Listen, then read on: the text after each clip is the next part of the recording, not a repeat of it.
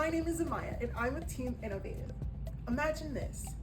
You know when you're trying to poke a straw into a Capri Sun, you push, and then suddenly it pops through. Now imagine the same thing with a needle inside your neck. Every year, millions of IV and central line procedures are performed. But for over 60% of these procedures, especially those with obesity, edema, or dehydration, these procedures are significantly more difficult. Even with ultrasound guidance, the doctor has to hold the ultrasound in one hand and the needle in the other.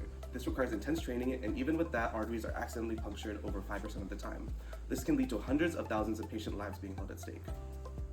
The problem isn't visualization. Ultrasound already helps with that. The problem is control. Once the needle enters the vein, there's nothing that's going to stop it from going too far.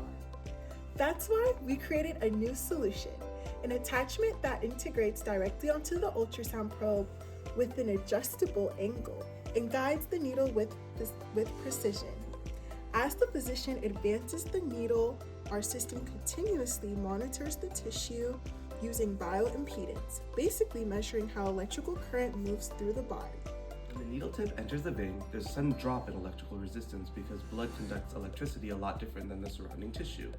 This means that when that change is detected, our device is going to trigger a mechanical stop, stopping the needle in its tracks, preventing it from going any further.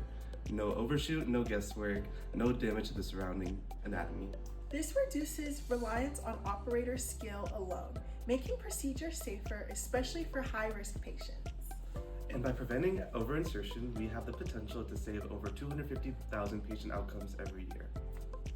Our next steps include refining our prototype using clinical feedback and validating our device through testing. We're redefining precision and vascular access, making a common procedure safer for everyone.